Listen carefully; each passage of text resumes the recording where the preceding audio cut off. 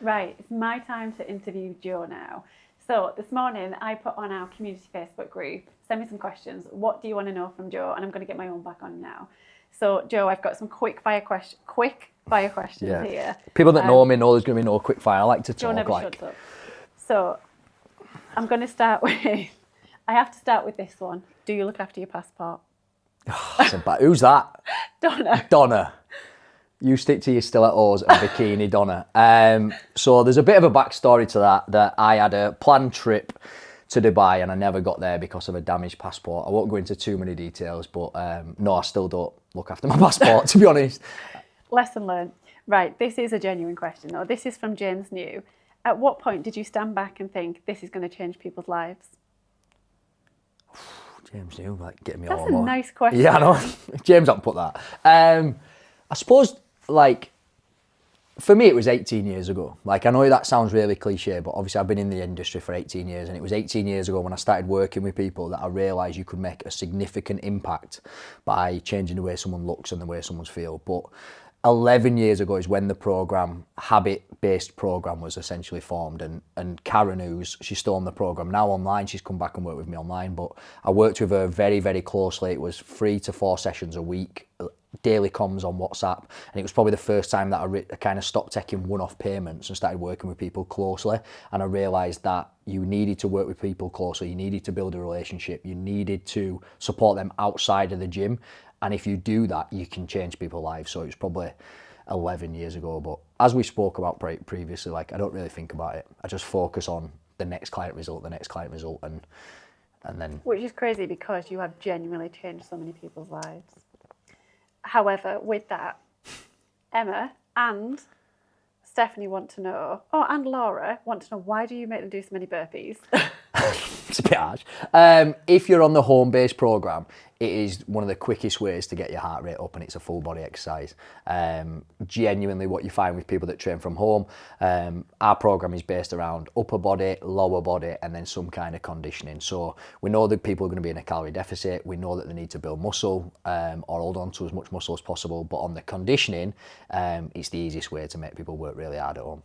Stephanie does want to see you do a burpee. I don't think you get on camera. How far back do I need to go, Tom? Come on.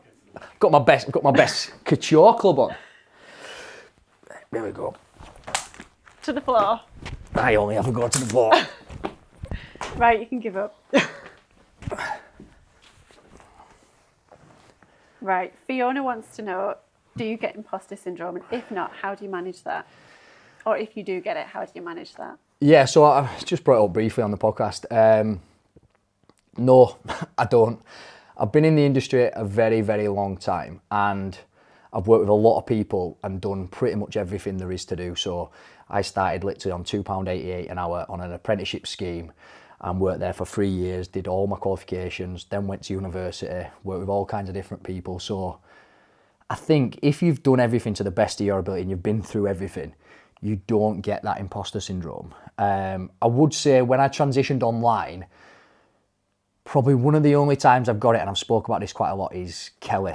So when Kelly was the first client ever to put at JD Training. I remember you being shocked. Yeah. She was like, why is this person made an Instagram called and JD Training? Hopefully she was going to come up this weekend. She's got a lot going on at the moment with regards to very busy home life, but hopefully she's going to be on the podcast eventually. But yeah, it was mind-blowing to me. When I seen, that was probably the only time I've ever struggled with like a little bit of imposter syndrome. We was going down to Birmingham.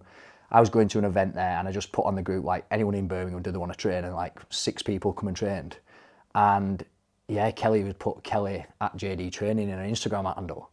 And Kelly knows this because I've said it. I was like, I bet she's weird. And that's what I'm genuine. I just remember thinking, so, like, if you think about it, like obviously, like, where I'm from, like, I've just worked in fitness, I've only just transitioned online, and then people are putting that, and I didn't understand Instagram really. We've got like nearly 100 people with it now, but like, at the time, I just remember thinking, and then I met her and she was absolutely lovely. She was getting in great shape.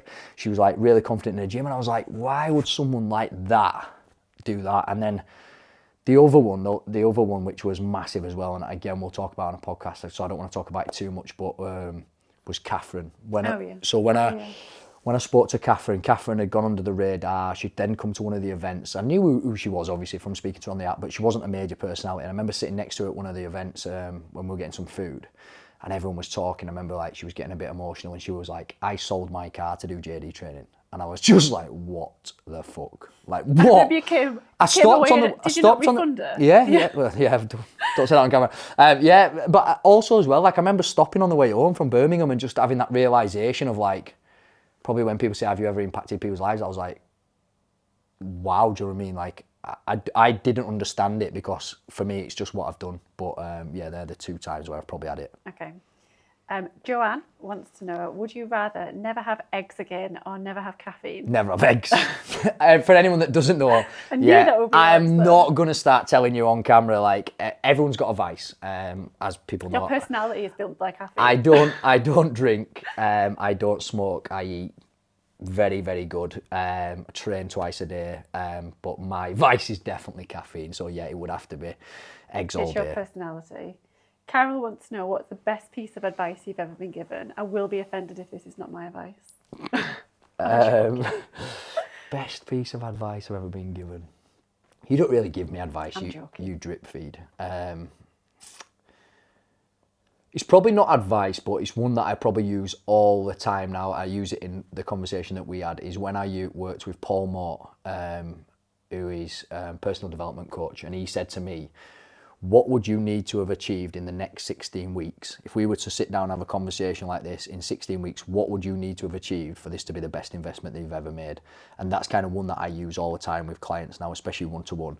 And then we reverse engineer the habits and program that they need for that. So although it wasn't technically advice, yeah, it was that. And then one that my dad told me at a very, very young age, is probably one that I stand by now and I talk about, is tell the world whatever they need to hear, but don't lie to yourself on a night. So that's one thing that we've probably had that conversation, haven't we, where you can tell that you're stressed, like, it's that, like, what is it, the swan who's like paddling like shit underneath and then floating on top, but you tell the world what you need to hear, but on a night, don't lie to yourself, and that's where you can get into big problems. Amazing.